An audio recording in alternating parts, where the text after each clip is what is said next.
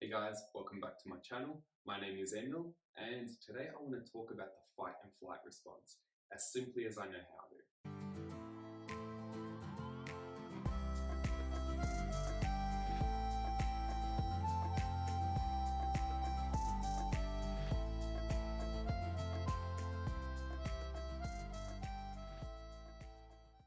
In a previous video of mine, I spoke about the body's response to threat and how within a thousandth of a second, the brain is already responding to its environment and picking up signals of danger.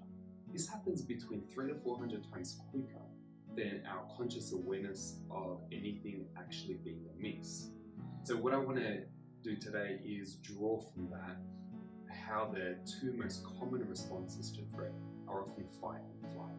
The way I explain the fight and flight response to my clients is that fight happens from the waist up, from a gripping gut to a release of adrenaline from our midsection all the way through our chest and even up to our throat. We often feel our muscles tense up, our hands begin to clench, our teeth may grind, our jaws may begin to clamp down. We may get that tunnel vision and feel like we need to either yell at somebody or punch something, just do something to get ourselves out of that situation. That's a trademark fight response. At the same time, we might feel our mouth begin to get dry and our breath becomes quicker, our lungs contract and take in air, but it's a little bit trickier because you're not breathing through your nose, you're breathing quicker through your mouth, and this only fills up the top half of your lungs. So your deep breathing becomes a lot shallower. The fight response is different to the flight response in that the flight response happens from the waist down. We feel it in our legs tense, our muscles begin to contract, and we may even feel that our legs become fidgety. We may feel like we just need to pull us out of there to get out of the situation. This is so common with people who are generally conditioned to avoid situations, often from a personality point of view. People who are a lot more agreeable may run out of a situation rather than face it on. Whereas people who are less agreeable may turn towards that fight response. So attack that situation head on. The fight and flight response isn't cut and dry for everybody. People alternate through it. So a really interesting observation is that mice, when you come into a room and they see you, they duck, they get out of it. Their flight response is the first thing that becomes initiated. Whereas when they're cornered, that's when they will jump at you, try to bite you.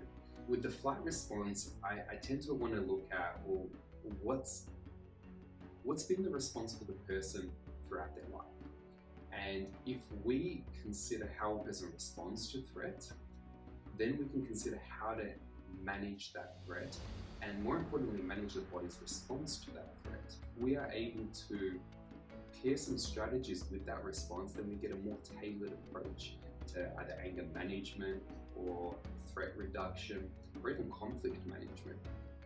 Because if it starts with the body, we need to incorporate the body into treatment. We need to incorporate the body into understanding yourself and getting past that sense of a roadblock. Hey, there's something that's going on now and I'm not happy with that situation.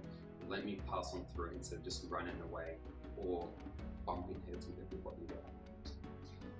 The fight and flight response is only a part of the stress response. And in future videos, I'll be going through the freeze and the fawn response, as well as the uniquely human response of fawning. Fawning is spelled F-A-W-N. So keep tuned for those videos that are going to come up. And also keep tuned in upcoming videos about strategies to manage the fight and the flight response, as well as the freeze, fawn, and fawn responses. Thanks for watching. Thanks for tuning in. If it's your thing, subscribe. It helps me get more exposure out in the YouTube world, and like the videos if you do like them. If you don't, scroll on. So thanks for your time. I'll speak with you soon.